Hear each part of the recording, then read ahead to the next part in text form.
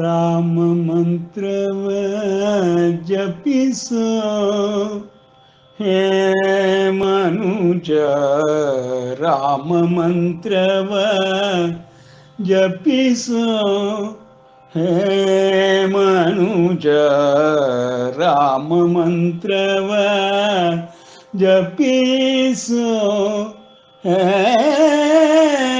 ಮನುಜ ರಾಮ ಮಂತ್ರವ ಜಪಿಸೋ ಹೇ ಮನುಜ ರಾಮ ಮಂತ್ರವ ಜಪಿಸೋ ಮಂತ್ರವ ಜಪಿಸೋ ಆ ಮಂತ್ರ ಈ ಮಂತ್ರ ನೆಚ್ಚಿನಿ ಕೆಡಬೇಡ ಆ ಮಂತ್ರ ಈ ಮಂತ್ರ ನೆಚ್ಚಿನಿ ಕೆಡಬೇಡ ಸೋಮ ಶೇಖರ ತನ್ನ ಭಾಮಿನಿ ಗೋರಲಿದ್ದ ಸೋಮಶೇಖರ ತನ ಭಾಮಿನಿ ಗೋರಲಿದ ರಾಮ ಮಂತ್ರವ ಜಪಿಸೋ ಹೇ ಮನುಜ ರಾಮ ಮಂತ್ರವ ಜಪಿಸೋ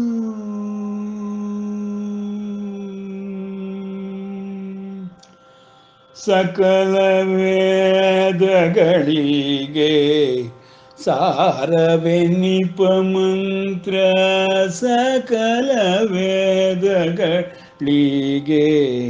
ಸಾರವೆನಿಪ ಮಂತ್ರ ಮುಕ್ತಿ ಮಾರ್ಗಕ್ಕೆ ಇದು ಮೂಲ ಮಂತ್ರ ಮುಕ್ತಿ ಮಾರ್ಗಕ್ಕೆ ಇದು ಮೂಲ ಮಂತ್ರ ಭಕ್ತಿ ರಸಕ್ಕೆ ಒಮ್ಮೆ ಭಕ್ತ ಕೋರುವ ಮಂತ್ರ ಭಕ್ತಿ ರಸಕ್ಕೆ ಒಮ್ಮೆ ಭಕ್ತ ಕೋರುವ ಮಂತ್ರ ಸುಖ ನಿಧಿ ಪುರಂದರ ವಿಠಲನ ಮಹಾಮಂತ್ರ ಸುಖ ನಿಧಿ ಪುರಂದರ ವಿಠಲನ ಮಹಾಮಂತ್ರ ಸುಖ ನಿಧಿ ಪುರಂದರ ವಿಠಲನ ಮಹಾಮಂತ್ರ ರಾಮ ಮಂತ್ರವ ಜಪಿಸೋ ಮನುಜ ರಾಮ ಮಂತ್ರವ ಜಪಿಸೋ ಮಂತ್ರವ ಜಪಿಸೋ ಮಂತ್ರವ ಜಪಿಸೋ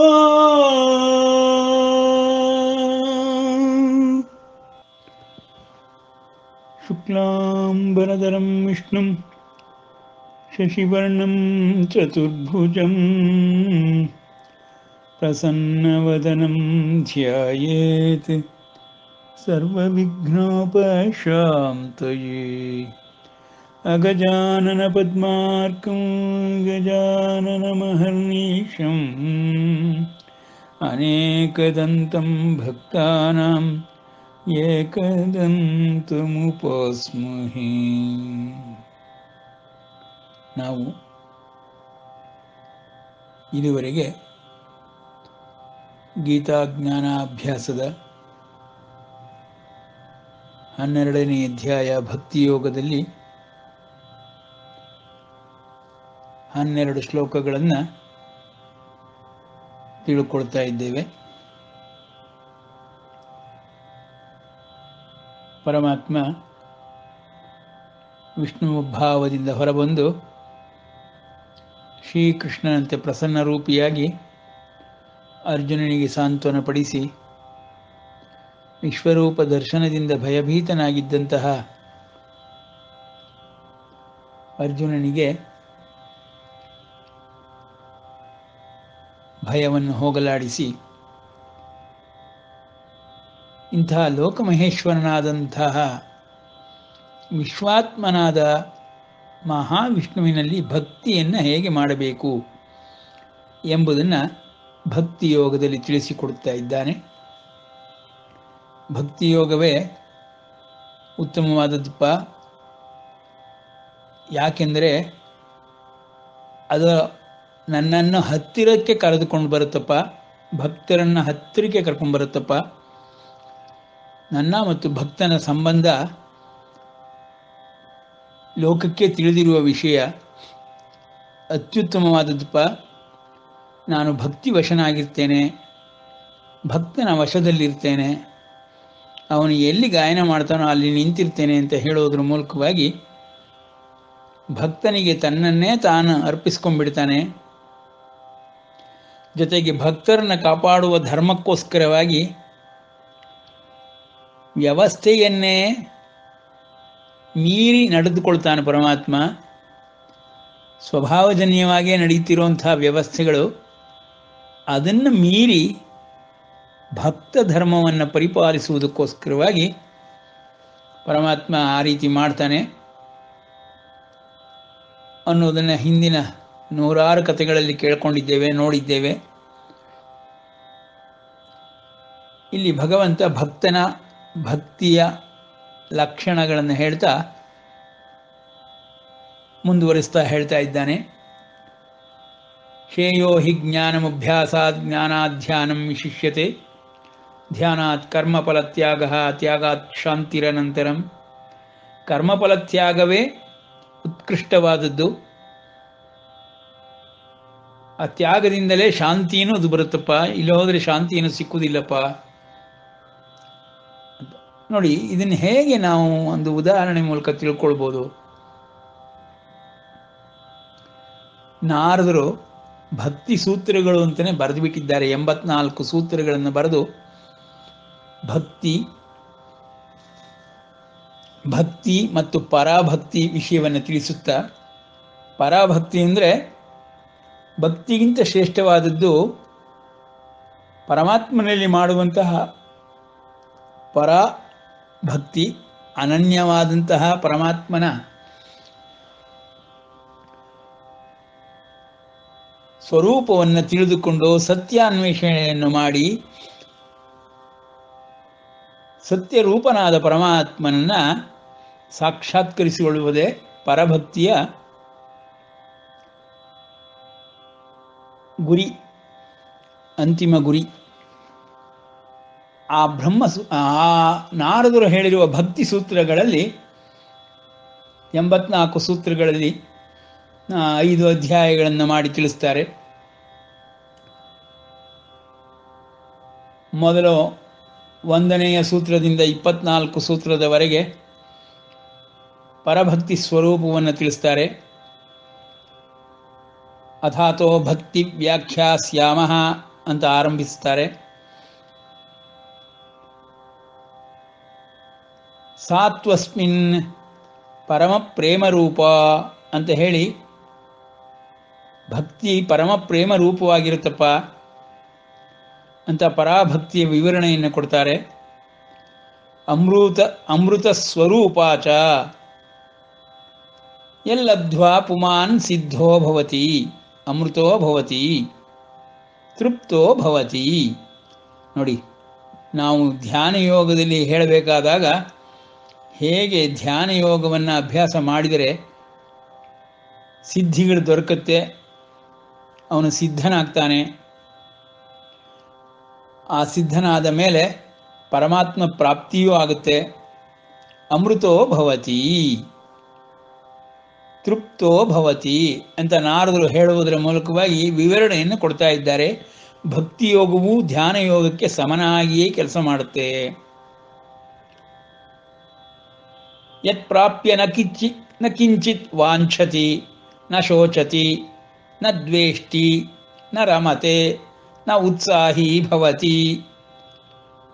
ಹೀಗೆ ಭಕ್ತನ ಲಕ್ಷಣಗಳನ್ನು, ಪರಾಭಕ್ತಿಯ ಲಕ್ಷಣಗಳನ್ನು ನಾರದರು ಭಕ್ತಿ ಸೂತ್ರದಲ್ಲಿ ತುಂಬ ಚೆನ್ನಾಗಿ ತಿಳಿಸಿಕೊಟ್ಟಿದ್ದಾರೆ.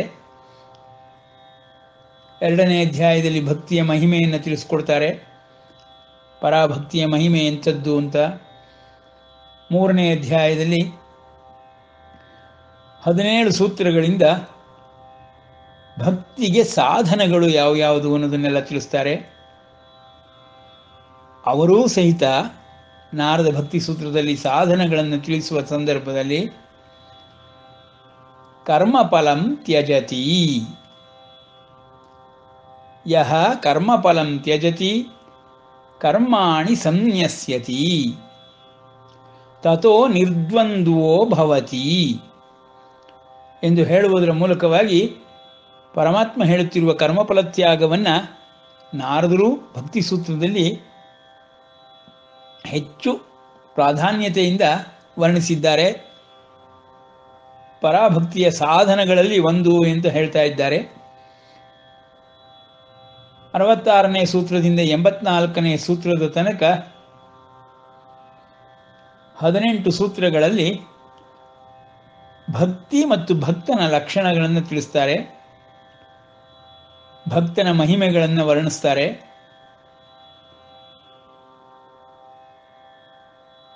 ಅನಿರ್ವಚನೀಯಂ ಪ್ರೇಮಸ್ವರೂಪ ಮೂಕಾಸ್ವಾದನವತ್ ಈ ರೀತಿಯೆಲ್ಲ ಸೂತ್ರಗಳಲ್ಲಿ ಹೇಳುವುದರ ಮೂಲಕವಾಗಿ ಪರಮಾತ್ಮನನ್ನು ಪಡೆದುಕೊಳ್ಳುವುದಷ್ಟೇ ಅಲ್ಲ, ಪರಮಾತ್ಮ ಪ್ರಾಪ್ತಿಯಷ್ಟೇ ಅಲ್ಲ, ಅವನಲ್ಲಿ ಅವಿನಾಭಾವ ಸಂಬಂಧವನ್ನು ಹೊಂದಿಬಿಡ್ತಾರೆ.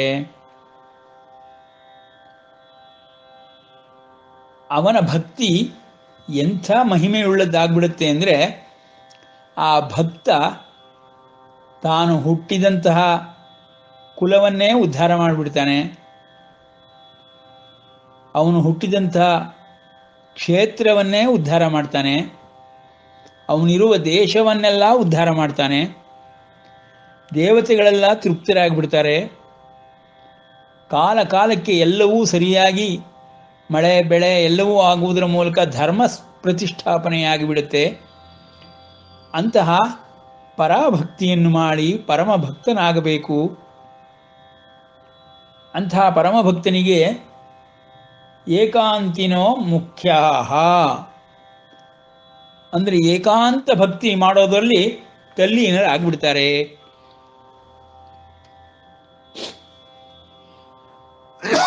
ನಾರಾಯಣ. ಹೀಗೆ ಪರಮಾತ್ಮನ ಭಕ್ತಿಯನ್ನ ನಾರದರು ಭಕ್ತಿ ಸೂತ್ರಗಳಲ್ಲಿ ವರ್ಣಿಸಿದ್ದಾರೆ.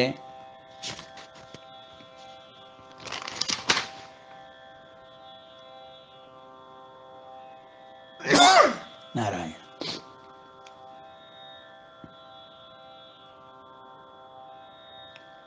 ಭಕ್ತರ ಮಹಿಮೆಯನ್ನು ತಿಳಿಸುತ್ತಾ ನಾರದರು ಭಕ್ತಾಹ ಏಕಾಂತಿನೋ ಮುಖ್ಯಾಹ, ಯಾರಪ್ಪ ನಿಜವಾದ ಭಕ್ತರು, ಅತ್ಯುತ್ತಮರು, ಶ್ರೇಷ್ಠರು ಅಂದರೆ ಏಕಾಂತಿಕ ಭಕ್ತಿಯುಳ್ಳವರೇ ನಿಜವಾದ ಶ್ರೇಷ್ಠ ಭಕ್ತರು ಅಂತ ಹೇಳ್ತಾ ಇದ್ದಾನೆ ಪರಮಾತ್ಮ. ನಾರದರು ಪರಮಾತ್ಮನ ವಿಷಯದಲ್ಲಿ ಈ ರೀತಿ ಭಕ್ತಿಯನ್ನು ಮಾಡಬೇಕು ಅಂದರೆ ಧ್ಯಾನಕ್ಕಿಂತಲೂ ತಪಸ್ಸಿಗಿಂತಲೂ ಅಧಿಕವಾಯಿತು. ಭಕ್ತರ ಲಕ್ಷಣಗಳನ್ನು ಹೇಳಬೇಕಾದರೆ ಅವರು ತಿಳಿಸುವುದ್ರ ಪ್ರಕಾರ ನೋಡಿದಾಗ ಅಂಥ ಪರಾಭಕ್ತಿಯನ್ನು ಹೊಂದಿರುವಂಥ ಶ್ರೇಷ್ಠನಾದ ಭಕ್ತ ತೀರ್ಥೀ ಕುರುವಂತಿ ತೀರ್ಥಾನಿ ಸುಕರ್ಮೀ ಕುರುವಂತಿ ಕರ್ಮಾಣಿ ಸಚ್ಛಾಸ್ತ್ರೀ ಕುರುವಂತಿ ಶಾಸ್ತ್ರಾಣಿ ಸಹ ಚ ಶಾಸ್ತ್ರೀ ಕುರುವಂತಿ ಶಾಸ್ತ್ರಾಣಿ. ಅಂದರೆ ಎಷ್ಟು ಮಹಿಮೆ ಅಂತ ಹೇಳ್ತಾ ಇದ್ದಾರೆ ಅಂದರೆ, ಅಂತ ಭಕ್ತ ಇರುವ ಜಾಗವೆಲ್ಲ ಸಮೃದ್ಧವಾಗ್ಬಿಡುತ್ತಪ್ಪ, ಧರ್ಮ ಸ್ಥಾಪನೆ ಆಗ್ಬಿಡುತ್ತಪ್ಪ. ಅವನು ಹುಟ್ಟಿದಂತಹ ಕುಲದೊಳಗೆ 108 ತಲೆಗಳು ವರೆಗೆ ಮುಕ್ತಿ ಸಿಕ್ಕುತ್ತಪ್ಪ. ಅವನ ಸಂಘವೇ ಅತ್ಯಂತ ಉತ್ತಮವಾದದ್ದಪ್ಪ ಭಕ್ತನ ಸಂಘ ಅಂತ ಹಾಡಿ ಹೊಗಳ್ತಾರೆ ನಾರದರು ಸೂತ್ರಗಳ ಮೂಲಕವಾಗಿ ಭಕ್ತಿ ಮತ್ತು ಭಕ್ತನ ಮಹಿಮೆಯನ್ನು. ತನ್ಮಯಾಹ 70ನೇ ಸೂತ್ರದಲ್ಲಿ ಹೇಳ್ತಾ ಇದ್ದಾರೆ. ತನ್ಮಯಾಹ ಮೋದಂತೆ ಪಿತರೋ ನೃತ್ಯಂತಿ ದೇವತಾ ಸನಾಥಾಚೇಯ ಭೂಹು ಭವತಿ. ಭೂಮಿ ತಾಯಿಗೆ ಒಬ್ಬ ಒಡೆಯ ಸಿಗ್ತಾನೆ, ಭೂತಾಯಿ ಸನಾಥಳಾಗ್ಬಿಡ್ತಾಳೆ ಅಂತ ವರ್ಣಿಸ್ತಾ ಇದ್ದಾರೆ. ಅಂದರೆ ಭೂಮಿ ಮೇಲೆ ಹುಟ್ಟಿದ್ರೆ ಅಂತ ಭಕ್ತರು ಪರಾಭಕ್ತಿಯನ್ನು ಮಾಡುವುದರ ಮೂಲಕವಾಗಿ ಪರಮಾತ್ಮ ಮೆಚ್ಚುಗೆಯನ್ನು ಗಳಿಸಿಕೊಂಡ್ರೆ, ಪರಮ ಭಾಗವತೋತ್ತಮರು ಅನ್ನಿಸ್ಕೊಂಡು ಬಿಟ್ರೆ, ಪರಮಾತ್ಮನೇ ಅವರನ್ನು ಗುರುತಿಸಿಬಿಟ್ರೆ ಧರ್ಮ ಸಂಸ್ಥಾಪನೆಯೂ ಆಗಿಬಿಡುತ್ತೆ. ಮತ್ತು ಇಡೀ ಲೋಕಗಳೆಲ್ಲವೂ ಸಮೃದ್ಧವಾಗಿಬಿಡುತ್ತಪ್ಪ ಧರ್ಮದಿಂದ, ಭಕ್ತಿ ಧರ್ಮದಿಂದ ಎಲ್ಲವೂ ಸಮೃದ್ಧವಾಗಿ ಉತ್ತರೋತ್ತರ ಅಭಿವೃದ್ಧಿ ಆಗುತ್ತಪ್ಪ ಅಂತ ನಾರದರು ಸೂತ್ರಗಳಲ್ಲಿ ತಿಳಿಸೋದ್ರ ಮೂಲಕವಾಗಿ ಭಕ್ತಿಯ ಮಹಿಮೆಯನ್ನು ಕೊಂಡಾಡ್ತಾರೆ.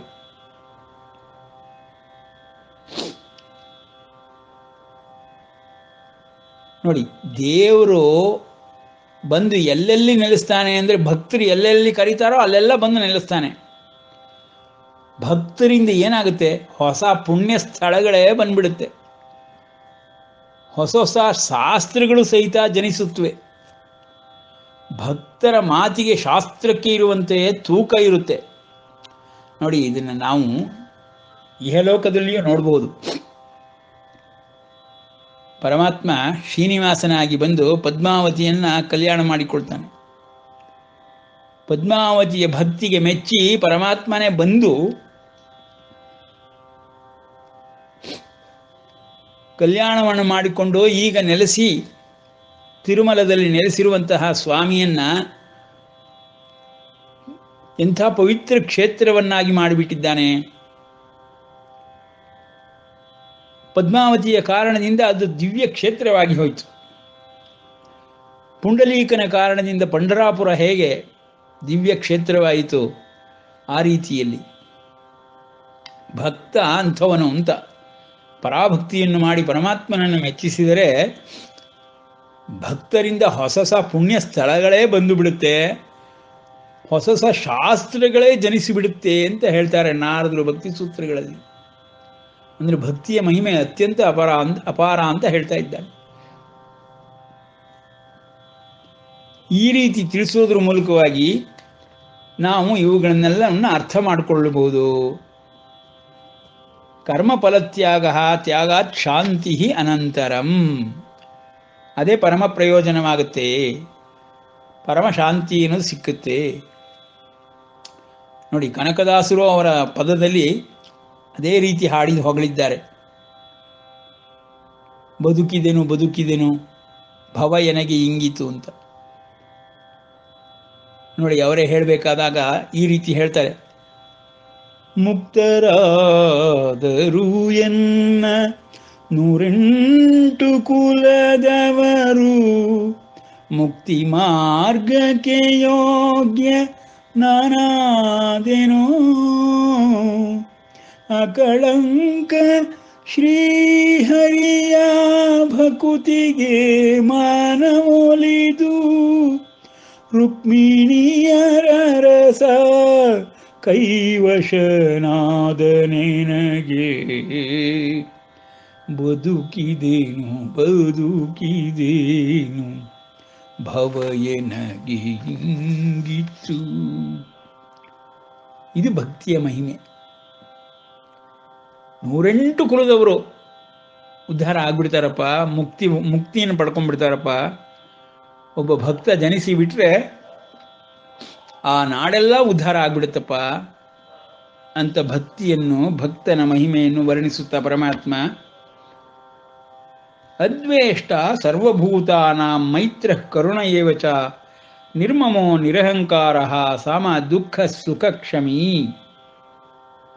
ಸಂತುಷ್ಟ ಸತತಂ ಯೋಗಿ ಯಥಾತ್ಮ ದೃಢ ನಿಶ್ಚಯ ಮಯ್ಯರ್ಪಿತ ಮನೋಬುದ್ಧಿರ್ ಯೋಮದ್ಭಕ್ತ ಸಮೇ ಪ್ರಿಯ.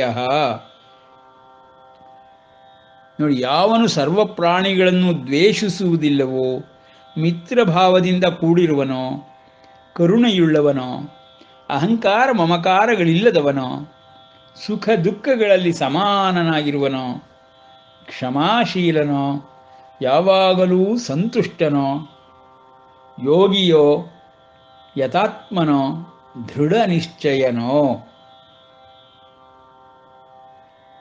ನನ್ನಲ್ಲಿ ಅರ್ಪಿಸಲ್ಪಟ್ಟ ಮನೋಬುದ್ಧಿಗಳುಳ್ಳವನೋ, ಅಂತಹ ನನ್ನ ಭಕ್ತನು ನನಗೆ ಅತ್ಯಂತ ಪ್ರಿಯನು. ನಮಗೆ ನೋಡಿ, ಇದನ್ನು ಓದಿದಾಗೆಲ್ಲ ನಮ್ಮ ಗಾಂಧೀಜಿಯವರೇ ಜ್ಞಾಪಕ ಬರುತ್ತೆ. ಮಹಾತ್ಮ ಅನ್ನೋ ಬಿರುದು ಅವರಿಗೆ ಯುಕ್ತವಾಗಿಯೇ ಇದೆ ಎನಿಸ್ಬಿಡುತ್ತೆ. ಎಷ್ಟು ಗುಣಗಳ ಮಹಾತ್ಮ ಗಾಂಧಿಯವರಲ್ಲಿತ್ತು ನೋಡಿ. ಸರ್ವ ಪ್ರಾಣಿಗಳನ್ನೂ ದ್ವೇಷಿಸುವುದಿಲ್ಲವೋ, ಮಿತ್ರ ಭಾವದಿಂದ ಕೂಡಿರುವರೋ, ಕರುಣೆಯುಳ್ಳವರೋ, ಕ್ಷಮಾಶೀಲರೋ, ಯಾವಾಗಲೂ ಸಂತುಷ್ಟರೋ. ನೋಡಿ, ಅವರಿಗೆ ಬೇಕಾಗಿದ್ದು ಏನೂ ಇರಲಿಲ್ಲ. ಗಾಂಧೀಜಿಯವರಿಗೆ ವೈಯಕ್ತಿಕವಾಗಿ ಅವರಿಗೆ ಏನೂ ಬೇಕಾಗಿರಲಿಲ್ಲ. ಸ್ವಾತಂತ್ರ್ಯ ಕೊಡ್ತಾರೆ ಅಂತ ಗೊತ್ತಾದ ಮೇಲೂ ಸಹಿತ ಅವರು ಪ್ರೈಮ್ ಮಿನಿಸ್ಟರ್ ಆಗಬೇಕು ಅಂತಾಗಲಿ, ದೇಶವನ್ನು ತಾನೇ ಆಳಬೇಕು ಅಂತಾಗಲಿ ಯಾವ ಭಾವವೂ ಇರಲಿಲ್ಲ ಅವರಲ್ಲಿ. ಯಾವ ಆಸೆಗಳೂ ಇರಲಿಲ್ಲ. ಅವರ ಆಸೆ ಎಲ್ಲರಿಗೂ ಒಳ್ಳೇದಾಗಬೇಕು, ಒಳ್ಳೇದು ಮಾಡಬೇಕು ಅನ್ನೋ ಭಾವವೇ ಇತ್ತು.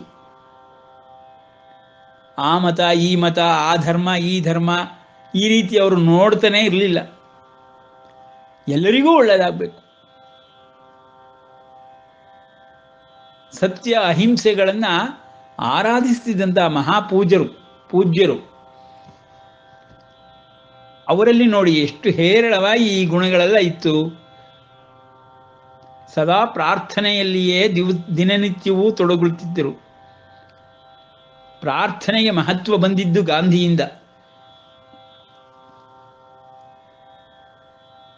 ಪ್ರಾರ್ಥನೆಯ ಸಮಯಕ್ಕೆ ಸರಿಯಾಗಿ ಇಷ್ಟೆಲ್ಲ ಕೆಲಸಗಳ ನಡುವೆಯೂ ಪ್ರಾರ್ಥನೆಗೆ ಹೋಗಿಬಿಡುತ್ತಿದ್ದರು. ಶಿಸ್ತಿನ ಜೀವನವನ್ನು ನಡೆಸುತ್ತಿದ್ದರು. ಅವರು ಪರಮಾತ್ಮನ ಭಕ್ತರು. ನೇರವಾಗಿ ಆ ರೀತಿ ಮಾಡದೇ ಇದ್ದಾಗ್ಯೂ,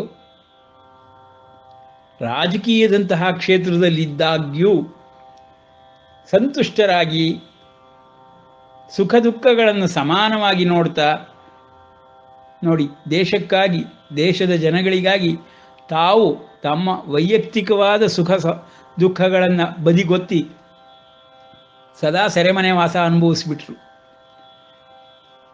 ವರ್ಷಾನುಗಟ್ಟಲೆ ಬಹುತೇಕ ಅವರ ಸೆರೆಮನೆ ವಾಸದಲ್ಲೇ ಇದ್ಬಿಟ್ರು. ಅಂತ ಮಹನೀಯರು. ಅವರಿಗೆ ಶ್ರೀರಾಮನಲ್ಲಿ ಅತಿಶಯವಾದ ಭಕ್ತಿ. ಅವರು ಕೇಳುತ್ತಿದ್ದಂತಹ ವೈಷ್ಣವ ಜನತೋ ಈ ಪ್ರಾರ್ಥನೆಗಳನ್ನು ನೋಡಿದರೆ ಅವರ ಮನೋಭಾವ ಹೇಗೆ ಎಂದು ತಿಳಿದು ಬಿಡುತ್ತದೆ. ಹೀಗೆ ಇಂಥವರುಗಳನ್ನು ನೋಡಿ ನಾವು ಭಕ್ತಿಯ ಮಹಿಮೆಗಳನ್ನು ತಿಳಿದುಕೊಳ್ಬೇಕು.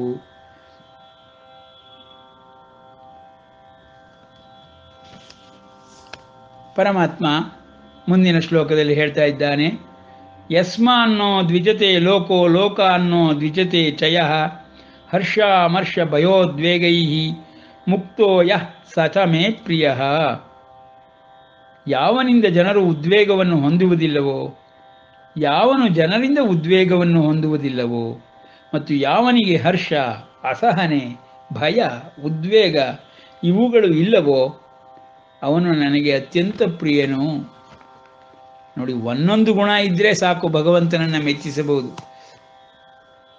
ಎಲ್ಲ ಗುಣಗಳು ಇದ್ರಂತೂ ಪರಮಾತ್ಮ ಹತ್ತಿರದಲ್ಲಿ ಬಂದಿದ್ಬಿಡ್ತಾನೆ. ಅವರಿಗೆ ಹತ್ತಿರದಲ್ಲೇ ಇರ್ತಾನೆ, ಸದಾಕಾಲ ಇರ್ತಾನೆ. ಅನಪೇಕ್ಷ ಶುಚಿ ದಕ್ಷ ಉದಾಸೀನ ಗತವ್ಯತಃ ಸರ್ವಾರಂಭ ಪರಿತ್ಯಾಗಿ ಯೋ ಮದ್ಭಕ್ತ ಸಮೇ ಪ್ರಿಯ.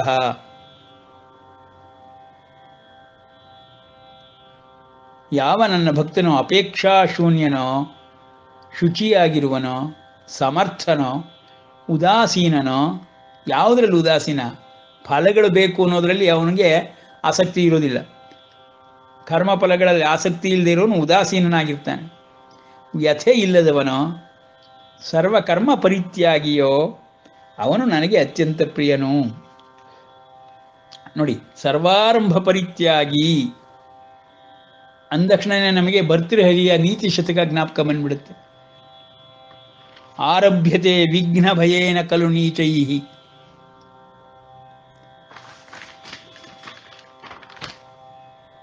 ಪ್ರಾರಭ್ಯ ವಿಘ್ನ ವಿಹಿತ ವಿರಮಂತಿ ಮದ್ಯಾಹ ವಿಘ್ನೈ ಪುನಃ ಪುನರಪಿ ಪ್ರತಿಹನ್ಯಮಾನಾಃ ಪ್ರಾರಭ್ಯಮುತ್ತಮ ಜನ ನ ಪರಿತ್ಯಜಂತೆ.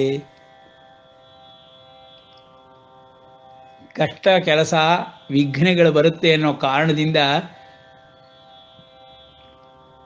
ನೀಚರಾಗಿರುವಂತಹ ಜನಗಳು ಯಾವುದೇ ಕಾರ್ಯವನ್ನು ಆರಂಭವನ್ನೇ ಮಾಡುವುದಿಲ್ಲ, ಯಾವ ಸಾಧನೆಯನ್ನು ಆರಂಭವನ್ನೇ ಮಾಡುವುದಿಲ್ಲ. ಅಂಥ ಜನಗಳೇ ಜಾಸ್ತಿ. ಜನಸಾಮಾನ್ಯರು ಯಾಕಪ್ಪ ಜನಸಾಮಾನ್ಯರು? ಅವರಿಗೆ ವಿಘ್ನಗಳ ಭಯದಿಂದ ಹೋದ ಶ್ಲೋಕಗಳಲ್ಲಿ ಪರಮಾತ್ಮ ಹೇಳಿದ ಹಾಗೆ ಕ್ಲೇಶೋಧಿಕತರಸ್ತೇಷಾಂ ಅವ್ಯಕ್ತಾಸಕ್ತಚೇತಸಾಂ ಅವ್ಯಕ್ತಾ ಹಿ ಗತಿರ್ದುಃಖಂ ದೇಹವದ್ಭಿರವಾಪ್ಯತೆ. ಅವ್ರಿಗೂ ಕ್ಲೇಶ ಅಧಿಕತರವಾಗೇ ಇರುತ್ತೆ, ಭಗವಂತನ ಕಡೆಗೆ ಹೋಗೋರಿಗೂ ಕ್ಲೇಶ ಅಧಿಕತರವಾಗಿರುತ್ತೆ. ದೇಹದಲ್ಲಿ ಆಸಕ್ತಿ ಇಟ್ಕೊಂಡು ಪ್ರಪಂಚದ ಕಡೆ ಹೋಗೋ ಪ್ರಾಪಂಚಿಕವಾಗಿರೋರಿಗೂ ದೇಹದಿಂದ ದುಃಖ ಇದ್ದೇ ಇರುತ್ತೆ. ಆದರೆ ಪರಮಾತ್ಮನ ಕಡೆಗೆ ಹೋಗೋರಿಗೆ ನನ್ನ ಸಹಾಯ ಇರುತ್ತೆ ಅಂತ ಆ ಶ್ಲೋಕಗಳಲ್ಲಿ ಪರಮಾತ್ಮ ತಿಳಿಸಿಕೊಟ್ಟ ಹಾಗೆ. ಆದರೂ ಜನಗಳು ಅಯ್ಯೋ ಕಷ್ಟವನ್ನು ಯಾಕೆ ಪಡಬೇಕು ಅಂತ ಹೇಳಿ ಸುಮ್ಮನೆ ಹಾಕ್ಬಿಡ್ತಾರೆ. ಅಂಥವರು ಆರಭ್ಯತೆ ನಖಲು, ಏನಕ್ಕೋಸ್ಕರ ಆರಂಭನೆ ಮಾಡಲ್ಲ? ಅಯ್ಯೋ ವಿಘ್ನ ಆಗ್ಬಿಟ್ರೆ, ಇದು ಗುರಿ ತಲುಪದೆ ಹೋಗ್ಬಿಟ್ರೆ, ಫಲವೇ ಸಿಕ್ಕದೆ ಹೋಗ್ಬಿಟ್ರೆ, ಈ ರೀತಿ ಆರಂಭ ಮಾಡುವುದಕ್ಕೆ ಮುಂಚೆಯೇ ಪಲಾಯನವಾದವನ್ನು ಮಾಡಿಬಿಡ್ತಾರೆ. ಕರ್ಮವನ್ನೇ ಸಾಧನೆಯನ್ನೇ ತೆಗೆದುಕೊಳ್ಳಲ್ಲ. ಪ್ರಾರಭ್ಯ ವಿಘ್ನ ವಿಹಿತಾ ವಿರಮಂತಿ ಮಧ್ಯಾಹ. ಮಧ್ಯಮದವರು ಇದ್ದಾರಪ್ಪ, ಅವ್ರುಗಳು ವಿಘ್ನ ಬರಲಿ, ನಮ್ಮ ಕೈಲಿ ಆಗಲ್ಲ ಅಂದಾಗ ನಾವು ನಿಲ್ಲಿಸೋಣ ಅಂತ ಹೇಳಿ ಮಧ್ಯಮ ವರ್ಗದ ಜನರೇನು ಮಾಡ್ತಾರೆ?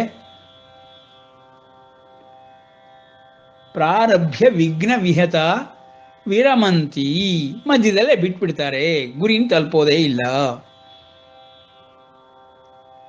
ವಿಘ್ನೈ ಪುನಃ ಪುನರಪಿ ಪ್ರತಿಹನ್ಯಮಾನಾ.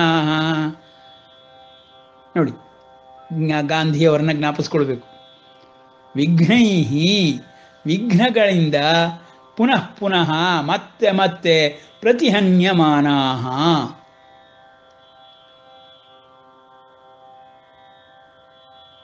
ಹೊಡೆತಗಳನ್ನು ಅಡೆತಡೆಗಳನ್ನು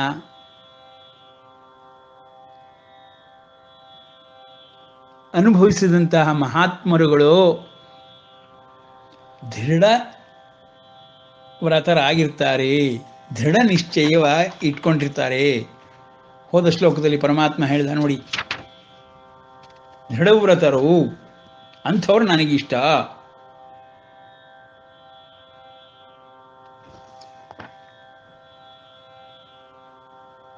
ಅವ್ರುಗಳೇನು ಮಾಡ್ತಾರೆ? ಯಾವ ಕಾರಣಕ್ಕೂ ಎಷ್ಟೇ ಅಡೆತಡೆಗಳು ಉಂಟಾದಾಗ್ಯೋ, ಯಾವ ತೊಂದರೆಗಳು ಬಂದಾಗ್ಯೋ ಗುರಿಯನ್ನು ಸಾಧಿಸಿಯೇ ಸಾಧಿಸ್ತಾರೆ. ಈ ರೀತಿ ಪರಮಾತ್ಮ ಅವರ ಭಕ್ತರನ್ನ ಗುರುತಿಸ್ತಾ ಇದ್ದಾನೆ. ಅವರಲ್ಲಿ ಏನೆಲ್ಲ ಲಕ್ಷಣಗಳಿರುತ್ತೆ ಅನ್ನೋದನ್ನು ಹೇಳ್ತಾ ಇದ್ದಾನೆ. ಸರ್ವಕರ್ಮ ಪರಿತ್ಯಾಗಿ ಅಂದ್ರೇನು? ಕರ್ಮವನ್ನು ಪರಿತ್ಯಾಗ ಮಾಡುವುದಿಲ್ಲ, ಫಲವನ್ನು ಅಪೇಕ್ಷಿಸದೆ ಕರ್ಮವನ್ನು ಸರಿಯಾಗಿ ಮಾಡುವಂಥದ್ದು. ಅಂಥವರುಗಳನ್ನು ಪರಮಾತ್ಮ ಶಾಂತಿ ಸಿಕ್ಕುತ್ತೆ ಅಂತ ಹೇಳ್ತಾ ಇದ್ದಾನೆ. ಯೋ ನ ಹೃಷ್ಯತಿ ನ ದ್ವೇಷ್ಟಿ ನ ಶೋಚತಿ ನ ಕಾಂಕ್ಷತಿ ಶುಭಾಶುಭ ಪರಿತ್ಯಾಗಿ ಭಕ್ತಿಮಾನ್ಯ ಸಮೇ ಪ್ರಿಯ. ಯಾವನು ಹರ್ಷಿಸುವುದಿಲ್ಲವೋ, ದ್ವೇಷಿಸುವುದಿಲ್ಲವೋ, ಶೋಕಿಸುವುದಿಲ್ಲವೋ, ಇಚ್ಛಿಸುವುದಿಲ್ಲವೋ, ಶುಭಾಶುಭಗಳನ್ನು ಪರಿತ್ಯಾಗ ಮಾಡಿರುತ್ತಾನೆಯೋ ಮತ್ತು ಭಕ್ತಿಯುಳ್ಳವರೋ ಅವರು ನನಗೆ ಅತ್ಯಂತ ಪ್ರಿಯರು. ಪರಮಾತ್ಮ ಹೇಳ್ತಿರೋದು ಎಷ್ಟು ಸುಲಭವಾಗಿದೆ ನೋಡಿ.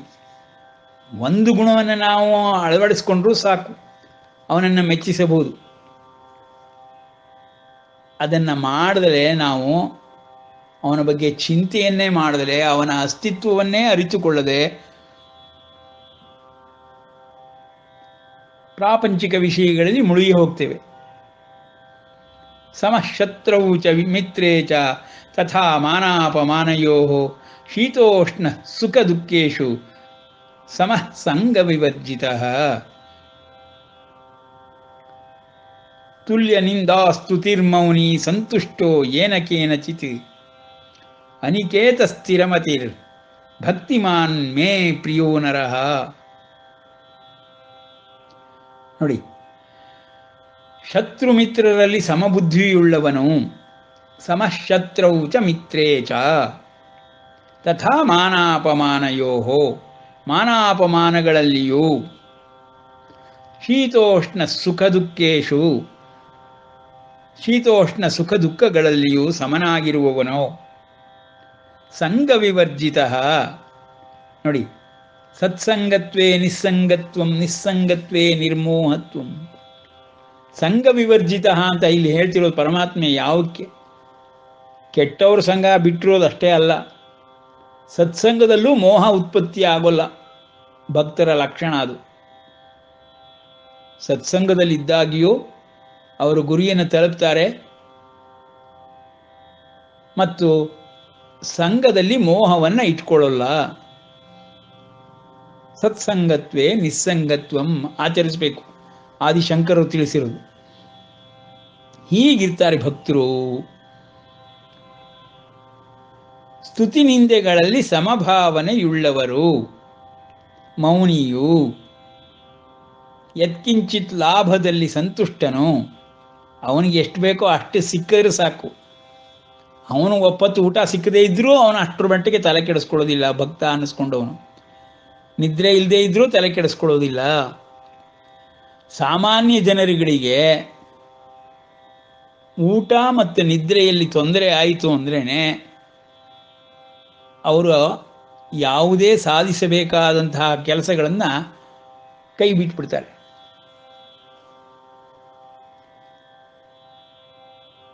ಪರಮಾತ್ಮನ ಕಡೆಗೆ ಹೋಗಬೇಕು ಅಂದರೆ ಅತ್ಯಂತ ಕಷ್ಟಕರವಾದಂತಹ ಮಾರ್ಗವೇ. ಏಕೆ? ಮೊದಲು ನಿದ್ರಾ ಆಹಾರಗಾದಿಗಳಲ್ಲಿ ವ್ಯತ್ಯಾಸ ಆಗ್ಬಿಡುತ್ತೆ. ಸಂತ ಮೀರ ಅವರ ಭಜನ್ಗಳಲ್ಲಿ ಯಾವಾಗಲೂ ಹೇಳ್ತಾರೆ ನೋಡಿ, ದಿವಸನ್ನ ಖಾಯೆ ನೀಂದ್ ನಹಿ ಆತಿ ಅಂತ. ಅದು ಲಕ್ಷಣ, ಭಕ್ತನ ಲಕ್ಷಣ. ಅದನ್ನು ಹೇಗಪ್ಪ ಅರ್ಥ ಮಾಡ್ಕೊಳ್ಬೇಕು? ಸಾಮಾನ್ಯವಾಗಿ ಎಲ್ಲರಿಗೂ ಮನಸ್ಸು ಚಂಚಲವಾಗಿಯೇ ಇರುತ್ತದೆ, ಏಕಾಗ್ರವಾಗಿರುವುದಿಲ್ಲ.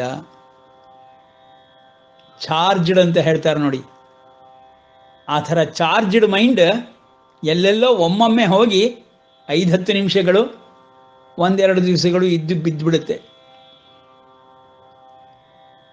ದೊಡ್ಡ ದೊಡ್ಡ ಗುರಿಯನ್ನು ಇಟ್ಕೊಂಡಂತಹ ಮಹಾಭಕ್ತರುಗಳು ಪರಮಾತ್ಮನನ್ನು ಪಡ್ಕೊಳ್ಳೋಕ್ಕೋಸ್ಕರವಾಗಿ ಅಂಥ ಚಾರ್ಜ್ಡ್ ಮೈಂಡ್, ಧ್ರುವ ಮಹಾರಾಜ ತಪಸ್ಸು ಮಾಡಿದ ರೀತಿಯಲ್ಲಿ, ಭಗೀರಥ ಪ್ರಯತ್ನ ಪಟ್ಟ ರೀತಿಯಲ್ಲಿ 3 ತಲೆತಲಾಂತರವರೆಗೆ ಆ ಚಾರ್ಜ್ಡ್ ಮೈಂಡ್ ಅನ್ನೋದಿರುತ್ತೆ ಅವರಿಗೆ. ಸಗರ, ಅಂಶುಮಂತ, ಭಗೀರಥ ಮುಂತಾಗಿ ಹೇಗೆ ತಪಸ್ಸನ್ನು ಮಾಡಿದ್ರು, ಆ ರೀತಿ ತಪಸ್ಸನ್ನು ಮಾಡುವಂತಹ ಚಾರ್ಜ್ಡ್ ಮೈಂಡ್. ಮನಸ್ಸು ಚಾರ್ಜ್ ಆಗದೆ ಇದ್ದರೆ ತಾಪ ಉತ್ಪತ್ತಿ ಆಗುವುದಿಲ್ಲ, ತಾಪ ಉತ್ಪತ್ತಿ ಆಗದೆ ಇದ್ದರೆ ತಪಸ್ಸಾಗುವುದಿಲ್ಲ. ಹಗಲಿರುಳು ಅಹೋನಿಶಿ ಅವಿರತವಾಗಿ ಸದಾ ಕಾಲ ಮನಸ್ಸಿನಲ್ಲಿ ಅವರ ಗುರಿಯನ್ನು ತಲುಪಬೇಕೆಂಬ ಇಚ್ಛಾಶಕ್ತಿ ಭೂತಾಕಾರವಾಗಿ ಬೆಳೀತಾನೆ ಇರುತ್ತೆ. ಅಂಥ ಅದ್ಭುತ ಇಚ್ಛಾಶಕ್ತಿ ಉಳ್ಳವರು ಮಾತ್ರ ಸಾಧಿಸೋದಕ್ಕೆ ಸಾಧ್ಯ. ಭರ್ತೃಹರಿ ಮತ್ತೆ ಆ ವಿಷಯದಲ್ಲಿ ಮಹನೀಯರನ್ನ ಹೊಗಳ್ತಾ, ನಿಂದಂತು ನೀತಿ ನಿಪುಣಾಹ ಯದಿ ವಾಸ್ತುವಂತು. ನೋಡಿ, ನಿಂದಾಸ್ತುತಿಗಳಲ್ಲಿ ಈ ಸಮಭಾವನೆಯುಳ್ಳವರು ಅಂತ ಪರಮಾತ್ಮ ಹೇಳ್ತಾ ಇದ್ದಾನೆ. ಭರ್ತೃಹರಿ ಈ ಒಂದು ಪದಗಳನ್ನು ತೆಗೆದುಕೊಂಡೇ ಒಂದು ಶ್ಲೋಕವನ್ನೇ ರಚಿಸಿಬಿಟ್ಟಿದ್ದಾನೆ. ನಿಂದಂತು ನೀತಿ ನಿಪುಣಾಃ ಯದಿ ವಾಸ್ತುವಂತು ಲಕ್ಷ್ಮೀ ಸಮಾವಿಶತು ಗಚ್ಚತು ವಾಯತಿ ಇಷ್ಟಂ ಅದ್ಯೈವ ವಾ ಮರಣಮಸ್ತು ಯುಗಾಂತರೇವ ನ್ಯಾಯಾತ್ ಪತಃ ಪ್ರವಿಚಲಂತಿ ಪದಂ ನ ಧೀರಾಃ. ಅವರಪ್ಪ ನಿಜವಾದ ಧೀರರು. ಗುರಿ ಸಾಧಿಸುವವರಿಗೆ ನಿಲ್ಲುವುದಿಲ್ಲ, ಬಿಡುವುದೂ ಇಲ್ಲ. ನ್ಯಾಯಾತ್ ಪತಃ ಪ್ರವಿಚಲಂತಿ, ದೃಢವ್ರತರಾಗಿರ್ತಾರೆ. ಅವರು ಮಹಾತ್ಮರು, ಅಂಥವರು ಮಹನೀಯರು. ವಿವೇಕಾನಂದರಂತೆ ಅದ್ಭುತವಾದ ಸಾಧನೆಗಳನ್ನು ಮಾಡ್ತಾರೆ.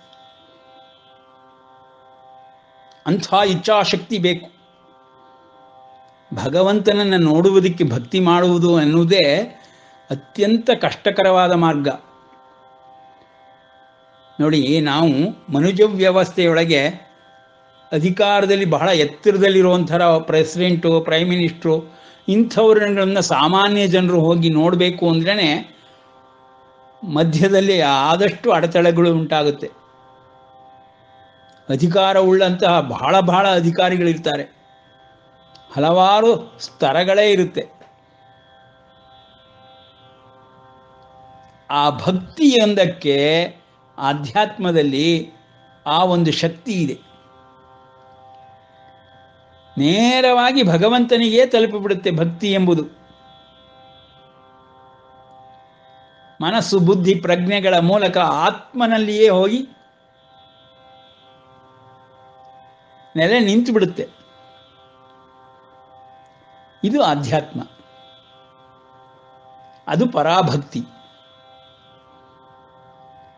ಈ ರೀತಿ ತಿಳಿದುಕೊಂಡಾಗ ಪರಮಾತ್ಮ ಅತ್ಯಂತ ಸುಲಭ.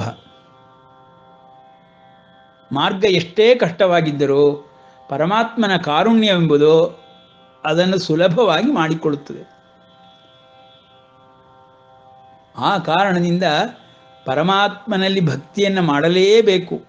ನರಜನ್ಮ ಬಂದಾಗ ಪರಮಾತ್ಮ ಸಾಕ್ಷಾತ್ಕಾರವನ್ನು ಮಾಡಿಕೊಳ್ಳಲೇಬೇಕು. ರಾಮಕೃಷ್ಣ ಪರಮಹಂಸರು ತಮ್ಮ ವಚನಾಮೃತದಲ್ಲಿ ಸದಾಕಾಲ ತಿಳಿಸ್ತಾ ಇರ್ತಾರೆ, ಭಗವದ್ಭಕ್ತಿಯನ್ನು ಮಾಡಬೇಕು, ಏಕಾಂತ ಸೇವೆಯನ್ನು ಮಾಡಬೇಕು, ಅಹೋರಾತ್ರಿ ಅವಿರತವಾಗಿ ಅವನ ಧ್ಯಾನದಲ್ಲಿ, ಚಿಂತೆಯಲ್ಲಿ ಮುಳುಗಬೇಕು, ಪರಮಾತ್ಮನಿಗಾಗಿ ಅಳಬೇಕು, ಅವನ ಸ್ಮರಣೆಯಿಂದಲೇ, ನಾಮಸ್ಮರಣೆಯಿಂದಲೇ ರೋಮಾಂಚನಗೊಳ್ಳಬೇಕು, ಗದ್ಗದಿತ ಕಂಠರಾಗಬೇಕು, ಕಣ್ಣುಗಳಲ್ಲಿ ಅಶ್ರು ತುಂಬಿ ಹರಿಯಬೇಕು. ಭಗವಂತ ಅಂತಹ ಭಕ್ತಿಗೆ ಕರಗಿ ಹೋಗುವನು. ಈ ಭಕ್ತಿಯ ಲಕ್ಷಣಗಳನ್ನು ರಾಮಕೃಷ್ಣ ಪರಮಹಂಸರು ಅತ್ಯದ್ಭುತವಾಗಿ ವರ್ಣಿಸ್ತಾರೆ. ಅದು ಜೀವನ ಸಾರ್ಥಕತೆ. ಜೀವನ ಅಂದ್ರೇನು ಅಂತ ಎಲ್ಲರೂ ಅನ್ಕೋತಾರಲ್ಲ ಸಾಮಾನ್ಯರು. ಜೀವನ ಅಂದರೆ ಪರಮಾತ್ಮನ ಕಡೆಗೆ ಹೋಗುವುದೇ ಜೀವನ. ಗೌರವಿಸು ಜೀವನವ, ಗೌರವಿಸು ಚೇತನವ, ಆರದೋ ಜಗವೆಂದು ಭೇದವೆಣಿಸದಿರು, ಸಾಗುವುದೇ ಜೀವನ ಸಮೃದ್ಧಿಗೋಸುಗ. ಒಂದು ಪ್ರಾಣಿ ಮಾತ್ರಕ್ಕೂ ಸಾಗುವುದು ಜೀವನ ಸಮೃದ್ಧಿಗೋಸುಗ. ದಾರಿ ಆತ್ಮೋನ್ನತಿಗೆ, ಅದೇ ಜೀವನ. ಜೀವನದ ದಾರಿ ಆತ್ಮೋನ್ನತಿಗೆ ಯಾವಾಗ ಹೋಗುತ್ತೋ ಆಗ ಉದ್ಧರೇದಾತ್ಮನಾತ್ಮಾನಮಾತ್ಮಾನಮವಸಾದಯೇ ಗೀತಾಚಾರ್ಯ ಹೇಳಿರೋ ಮಾತು ಅಕ್ಷರಶಃ ಸತ್ಯವಾಗಿಬಿಡುತ್ತೆ. ಹೀಗೆ ಭಕ್ತಿಯನ್ನು, ಭಕ್ತಿ ಯೋಗವನ್ನು, ಭಕ್ತನ ಲಕ್ಷಣಗಳನ್ನು, ಮಹಿಮೆಗಳನ್ನು ತಿಳಿದುಕೊಳ್ಬೇಕು. ಕೊನೆಯ ಶ್ಲೋಕದಲ್ಲಿ ಪರಮಾತ್ಮ ಭಕ್ತಿಯ ಮಹಿಮೆಯನ್ನು ತಿಳಿಸ್ತಾ ಇದ್ದಾನೆ. ಅತ್ಯಂತ ಪ್ರಿಯರಾದವ ಭಕ್ತರು ಯಾರು ಅಂತ ಎಲ್ಲ ಹೇಳಿಕೊಂಡು ಮುಂದಿನ ಅಧ್ಯಾಯಕ್ಕೆ ಹೋಗಬೇಕು. ಏತು ಧರ್ಮ್ಯಾಮೃತಮಿದಂ. ನೋಡಿ, ನಾನು ಭಕ್ತಿ ಧರ್ಮ ಅಂತ ಹೇಳ್ತಾ ಬಂದಿನಲ್ಲ, ಪರಮಾತ್ಮನೇ ಹೇಳ್ತಾ ಇದ್ದಾನೆ, ಏತು ಧರ್ಮ್ಯ ಅಮೃತಂ ಇದಂ. ಪರಮಾತ್ಮನಲ್ಲಿ ಮಾಡುವಂತಹ ಪರಾಭಕ್ತಿಯೇ ನಿಜವಾದ ಧರ್ಮ. ದಾಸರುಗಳು ಹಾಡಿ ಹಾಡಿ ಹೊಗಳ್ತಾರೆ, ಕುಲ ಕುಲ ಕುಲವಿಂದು ಹೊಡೆದಾಡದಿರಿ.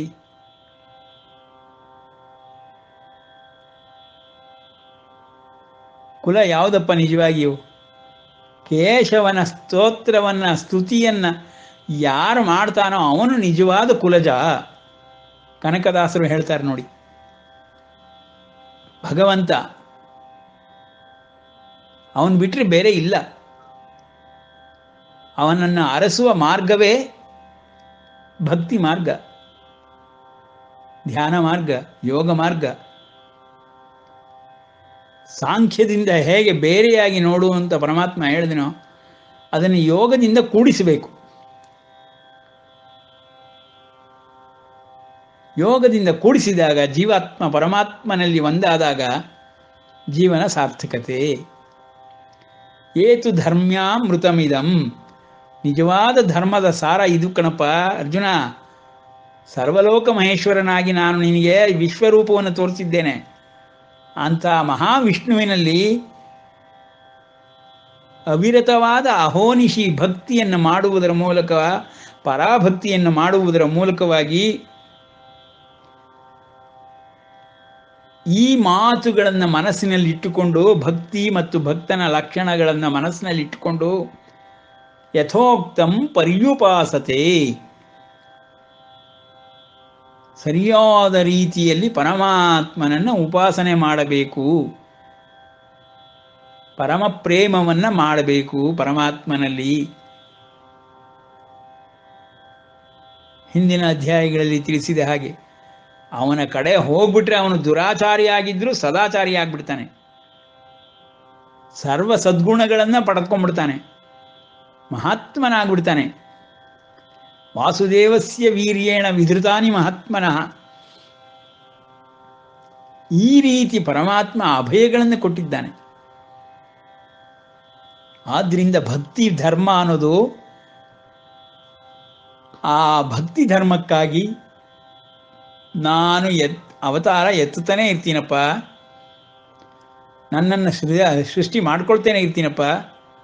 ಪರಿತ್ರಾಣಾಯ ಸಾಧೂನಾಂ ವಿನಾಶಾಯ ಚ ದುಷ್ಕೃತಾಂ ಧರ್ಮ ಸಂಸ್ಥಾಪನಾರ್ಥಾಯ. ಆ ಧರ್ಮ್ಯಾಮೃತಮಿದಂ ಇಲ್ಲಿ ಹೇಳ್ತಾ ಇದ್ದಾನೆ ಪರಮಾತ್ಮ. ಸಂಭವಾಮಿ ಯುಗೇ ಯುಗೇ. ಅವನು ಪರಮಾತ್ಮ ಸೃಷ್ಟಿ ಮಾಡಿಕೊಂಡು ಸಂಭವಾಮಿ ಯುಗೇಗೆ ಅವತರಿಸ್ತಾನೆ ಅಂದ್ರೇನೆ ಭಕ್ತರನ್ನ ಇಟ್ಕೊಂಡೇ ಅವತರಿಸೋದು. ಭಕ್ತ ಧರ್ಮವನ್ನು ಕಾಪಾಡುವ ಕಾರಣದಿಂದಲೇ ಪರಮಾತ್ಮ ಅವತರಿಸೋದು. ಪಾಂಡವಾದಿ ಭಕ್ತರನ್ನ ಕಾಪಾಡೋದಕ್ಕೋಸ್ಕರವಾಗಿ ಶಿಶುಪಾಲ ದಂತವಕ್ರರನ್ನ ಹತ್ಯೆ ಮಾಡಿದ ಪರಮಾತ್ಮ, ದುಷ್ಟರನ್ನ ನಾಶ ಮಾಡಿದ.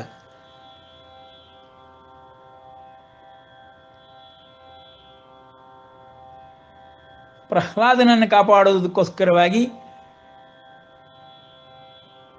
ಕಂಬದಲ್ಲಿ ಅವತರಿಸಿದ ನಾರಸಿಂಹಸ್ವಾಮಿ ಹಿರಣ್ಯಕಶಿಪುವನ್ನು ದುಷ್ಟ ಸಂಹಾರವನ್ನು ಮಾಡಿ ಪ್ರಹ್ಲಾದ ಭಕ್ತಿ ಸಾಮ್ರಾಜ್ಯಕ್ಕೆ ಚಕ್ರವರ್ತಿ ಎಂಬುದಾಗಿ ಪಟ್ಟಾಭಿಷೇಕವನ್ನು ಮಾಡಿದಂತಹ ಸ್ವಾಮಿ ಭಕ್ತ ಪರಾಧೀನ. ಏತು ಧರ್ಮ್ಯಾಮೃತಮಿದಂ ಯಥೋಕ್ತಂ ಪರ್ಯುಪಾಸತೆ ಶ್ರದ್ಧದಾನ ಮತ್ಪರಮ ಭಕ್ತಾಸ್ತೆ ಅತೀವ ಮೇ ಪ್ರಿಯಾ. ಯಾರು ಶ್ರದ್ಧೆಯನ್ನು ಧರಿಸಿ ಭಕ್ತಿಯನ್ನು ನನ್ನಲ್ಲಿ ಮಾಡ್ತಾರೋ, ಮತ್ಪರಮಾ ಭಕ್ತಾ, ಭಕ್ತಿಯ ಅನನ್ಯತೆ ಅಂಥವರು ನಂಗೆ ತುಂಬ ತುಂಬ ಇಷ್ಟ ಅಂತ ಪರಮಾತ್ಮ ಹೇಳ್ತಾ ಇದ್ದಾನೆ. ಜಗತ್ತಿನಲ್ಲಿ ಯಾವುದೂ ಇಷ್ಟ ಅಂತ ಹೇಳ್ತಾ ಇಲ್ಲ. ಅವನಿಗೆ ಇಷ್ಟವಾದದ್ದು ಭಕ್ತಿ ಒಂದೇ, ಭಕ್ತರು ಒಂದೇ. ಹಾಗೆ ಹೇಳಿ ಭಕ್ತಿ ಯೋಗದ ಮಹಿಮೆಯನ್ನು ತಿಳಿಸಿದ ಪರಮಾತ್ಮ ಮುಂದಿನ ಅಧ್ಯಾಯಕ್ಕೆ ಹೋಗ್ತಾ ಇದ್ದಾನೆ. ಕ್ಷೇತ್ರ ಕ್ಷೇತ್ರಜ್ಞ ಯೋಗ. ಇದು ಬಹಳ ವಿಸ್ತಾರವಾದಂಥದ್ದು.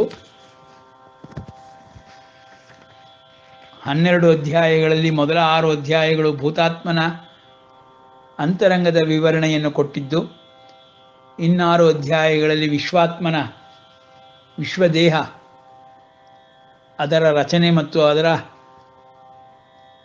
ಕಾರ್ಯ ವೈಖರಿ ಶೈಲಿಗಳನ್ನು ತಿಳಿಸಿದಂಥದ್ದು. ಈಗ ನಮ್ಮ ಇಹಲೋಕಕ್ಕೆ ಸಂಬಂಧಪಟ್ಟ ವಿಷಯಗಳನ್ನು ಮುಂದಿನ 6 ಅಧ್ಯಾಯಗಳಲ್ಲಿ ಪರಮಾತ್ಮ ತಿಳಿಸಿಕೊಡ್ತಾ ಇದ್ದಾನೆ, ಕ್ಷೇತ್ರ ಕ್ಷೇತ್ರಜ್ಞ ಯೋಗದ ಮೂಲಕವಾಗಿ. ಇಂದು ಇಲ್ಲಿ ನಿಲ್ಲಿಸಿರೋಣ, ನಾಳೆ ಮುಂದುವರಿಸೋಣ. ಕ್ಷೇತ್ರ ಎಂಬುದು ಬಹಳ ಅತ್ಯಂತ ವಿಶೇಷವಾದ ಪದ. ಅದನ್ನು ತಿಳಿದುಕೊಳ್ಳೋಣ ಮುಂದೆ, ಹೇಗೆ ಕ್ಷೇತ್ರ ಮತ್ತು ಕ್ಷೇತ್ರಜ್ಞಗಳು ಭಗವತ್ ಸಂಬಂಧದಲ್ಲಿ ಕಾರ್ಯನಿರ್ವಹಿಸುತ್ತದೆ ಎನ್ನುವುದನ್ನು ತಿಳಿದುಕೊಳ್ಳೋಣ. ಶ್ರೀಕೃಷ್ಣಾರ್ಪಣಮಸ್ತು.